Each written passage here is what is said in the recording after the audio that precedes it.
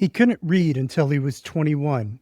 He made his fortune diving for Spanish treasure, and when he became Massachusetts Bay's first royal governor at age 41, he'd built a fort in Maine, leaving his lieutenant governor to preside over one of history's most notorious witch hunts.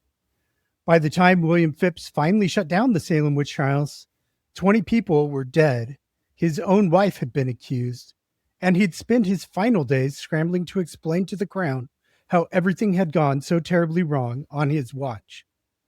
This is Salem Witch Trials Daily. I'm Josh Hutchinson. I'm Sarah Jack. William Phips was born in 1651 in what is now Woolwich, Maine.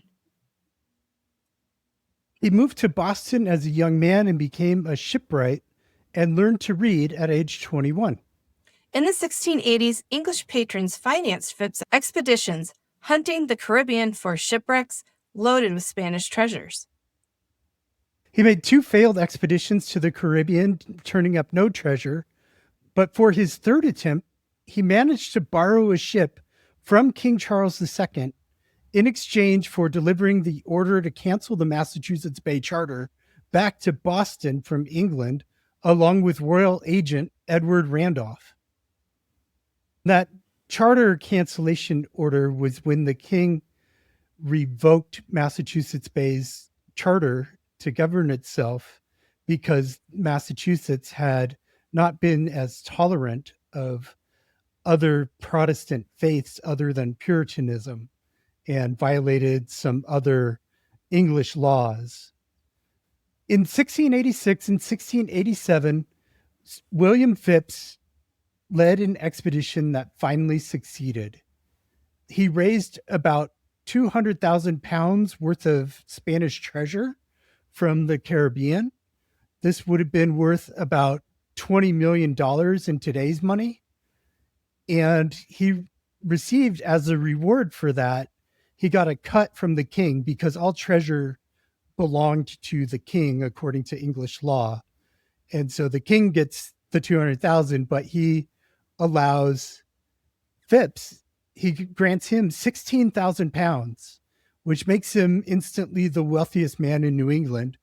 And he gets famous, and tales are told about how he finds this treasure. And the king knights him in gratitude for bringing in all this money. Which makes him the first New England-born man to become a knight. Phips had a religious conversion experience early in 1690 and became a member of the Mathers Church in Boston, Increase Mather and Cotton Mather's Church. William led military expeditions against Acadia and Canada, and following the March 1690 attack on Salmon Falls, New Hampshire, which killed 30 colonists, he led and helped to finance an expedition against French-held Port Royal in Acadia.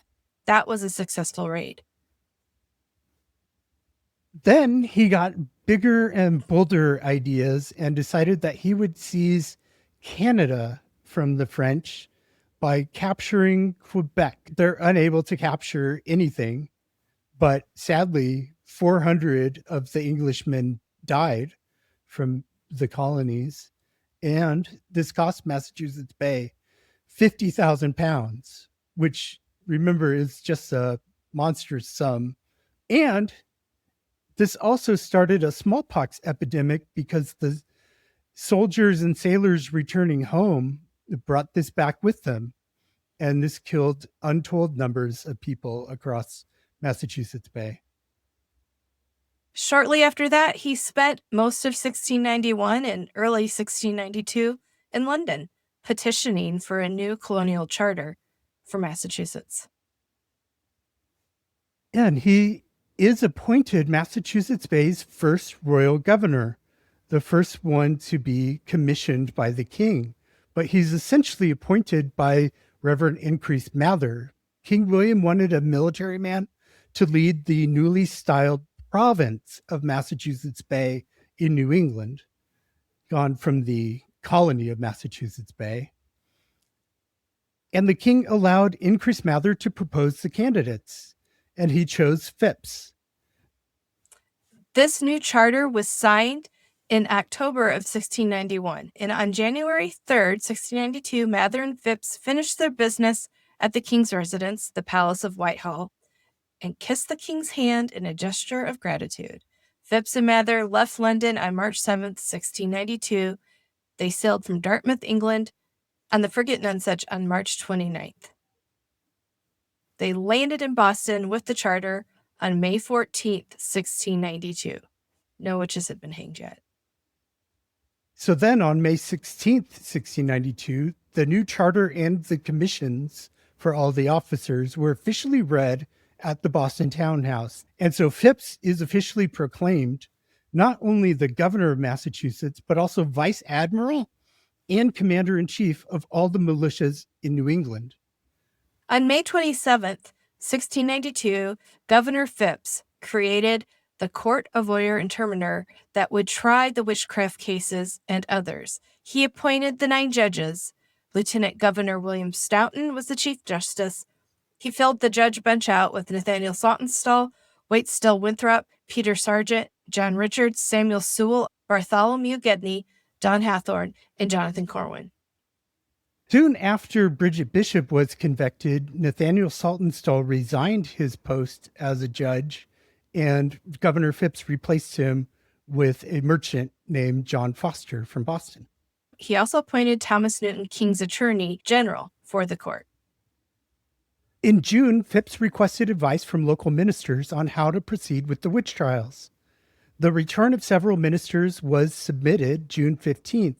In it, the ministers urged caution on spectral evidence, but at the end, they urged the speedy and vigorous prosecution of such as have rendered themselves obnoxious according to the direction given in the laws of God and the wholesome statutes of the English nation for the detection of witchcrafts.